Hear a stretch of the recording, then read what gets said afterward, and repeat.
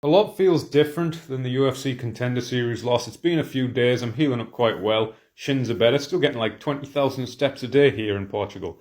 But there's a lot more I can be positive about with this loss. Still, I'm obviously gutted, and I'm just replaying the fight over and over and over again in my head. Was having a sleep on the beach with my headphones in, listening to a really good album, Higher Truth by Chris Cornell. It's like a country album, but it's Chris Cornell, the greatest vocalist in rock history. But I'm falling asleep and I'm just unintentionally replaying the fight again. I wake up from the fight trying to replay the exchanges and do things better. But there's a lot I can be positive about in this fight that I couldn't be from the UFC Contender Series fight. It might sound cringy or cliche, but on this fight, I was a lot more on a mortal level, like ready to go until I was gone. And I rolled the dice a lot more. I went for it. You know, when I get caught in the fifth round, it was even Stevens or I was down. And, you know, I got caught because I was going for it, because I was initiating the exchanges, because I was forcing it. In the Contender Series fight, you know, I just kind of waited there, hoping that one shot would catch Salwadi.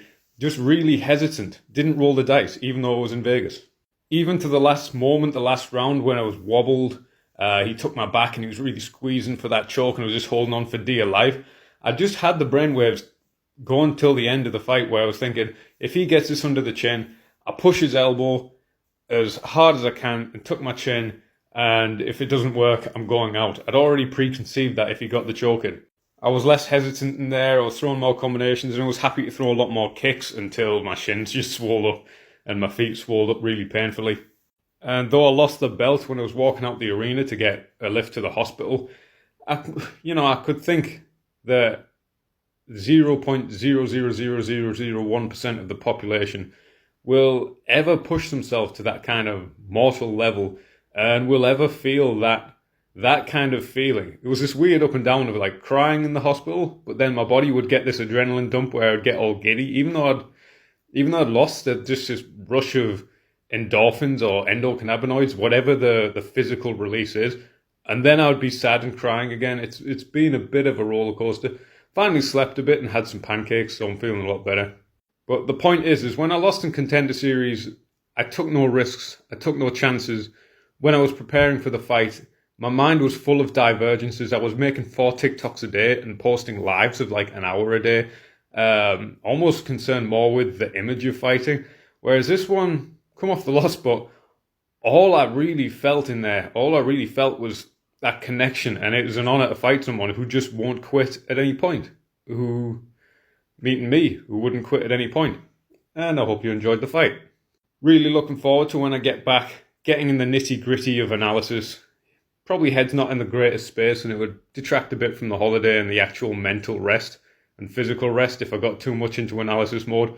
There's a lot of fighters I want to study. I want to study some Marvin Hagler and a bit of Arnold Allen, pick up a few things. Some fighters I really want to study. And then, and I'll keep posting as well. After I lost on Contender Series, I kind of just went to a vacuum, didn't post at all, which is what was needed. But I'm not going to just abandon the posting. I've got at a healthy level with this where I'll spend like 5 minutes a day. Someone said I lost because I was posting TikToks. I'm like, bro, I'll spend 2 to 5 minutes making a TikTok a day, and then I'll put it down and rest and play Ninja Gaiden or rewatch my spars between my 2 to 3 training sessions.